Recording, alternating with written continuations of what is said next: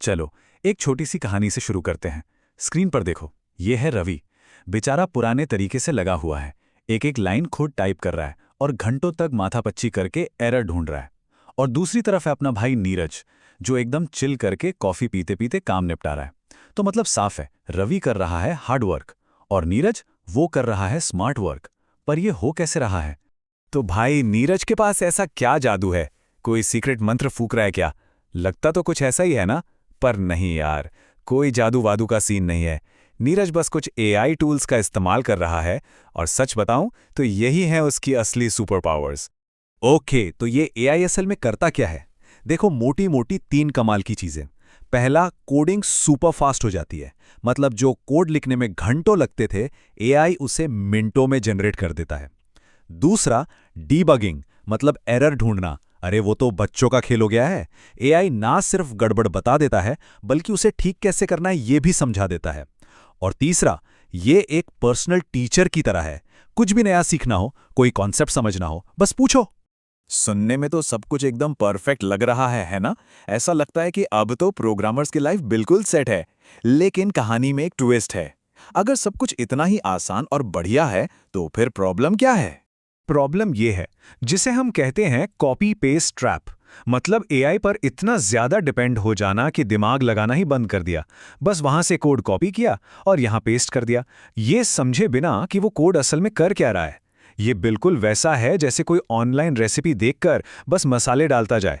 खाना शायद बन जाएगा, पर वो इंसान कभी शेफ नहीं बन पाएगा। और धीरे धीरे लॉजिक लगाना ही बंद। और दोस्तों, यही है असली डेंजर जोन। जब कोई अपना दिमाग इस्तेमाल करना बंद कर दे और पूरी तरह से एआई पर निर्भर हो जाए। जरा सोचो, अगर कभी एआई ने गलत कोड दे दिया या एआई चलाई नहीं, तो क्या होगा? इंसान पूरी तरह ब्लैंक हो जाएगा, सारा काम ठप, मामला बहुत गड़बड़ हो जाएगा। तो इसका सल्यूशन क्या है? एक गोल्डन रूल है, बस इस एक लाइन को हमेशा याद रखना है। एआई को अपना असिस्टेंट समझो, अपना ब्रेन नहीं। वो आपकी मदद के लिए है, आपकी जगह लेने के लिए नहीं। उसके साथ पार्टनरशिप करनी है, उसे अपना दिमाग नहीं बना लेना। तो फिर स्मार्ट तरीका क्या है? बहुत सिंपल है यार।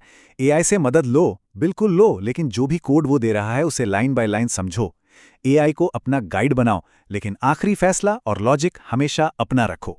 और हाँ, एआई से अपनी स्पीड बढ़ाओ, पर जो बेसिक कॉन्सेप्ट्स हैं, जो कोडिंग की नींव हैं, उन्हें कभी मत छोड़ो। देखो, एआई के आने से कोडिंग का फ्यूचर पूरी तरह बदल रहा है। और सबसे बड़ा बदलाव यह है कि एक स्किल्ड या एक अच्छे प्रोग्रामर की परिभाषा ही बदल रही है। अब बात सिर्फ कोड लिखने की नहीं रही। जरा इस बदलाव को देखो। पहले क्या होता था? जो जितनी तेजी से टाइप करता था, जिसे सारे सिंटेक्स रटे होते थे, वो अच्छा प्रोग्रामर माना जाता था। पर अब गेम बदल गया है। अब देखा जाता है कि वो प्रॉब्लम कैसे सॉल्व करता है। वो एआई जैसे मॉडर्न टूल्स का कितना स्मार्टली इस्तेमाल करता है और कितने क्रिएटिव और हटके सॉल्यूशंस डिजाइन कर सकता है।